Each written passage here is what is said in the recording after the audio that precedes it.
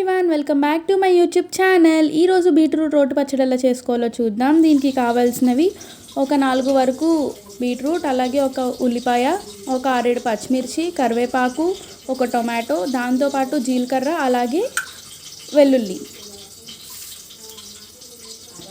ఇప్పుడు oil heat చేసుకుని అందులోకి పచ్చిమిర్చి, అలాగే ఉల్లిపాయలు, దాంతోపాటు టమాటోస్, అలాగే బీట్రూట్, దీంతోపాటు కరివేపాకు, సాల్ట్ తర్వాత ఒక చిన్న లెమన్ సైజ్ అంత చింతపండు వేసుకున్నాను నేను. వెల్లుల్లి అలాగే జీలకర్ర కూడా వేసుకోవాలి. ఇలా ఒక 20 మినిట్స్ వరకు మగ్గించుకోవాలన్నమాట మూత పెట్టుకుని.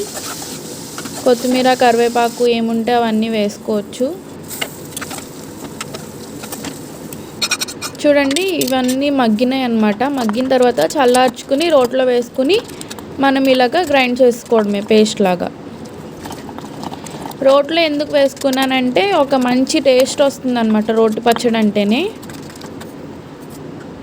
కొంచెం లైట్గా కచ్చాపచ్చాలాగా దంచుకుంటే సరిపోతుంది.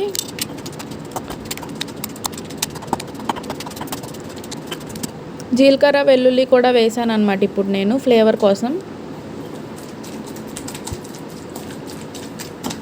సో ఇలా దంచుకుంటే అయిపోయినట్లే రోటి పచ్చడి, ఫైన్గా అయిపోయింది.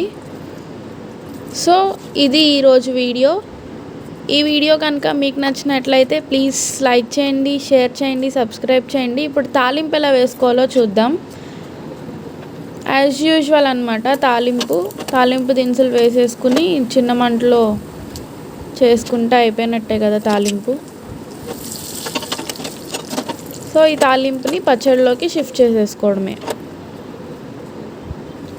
సో ఇదండి ఈరోజు వీడియో. ప్లీజ్ లైక్ చేయండి, షేర్ చేయండి, సబ్స్క్రైబ్ చేయండి. So thank you for watching.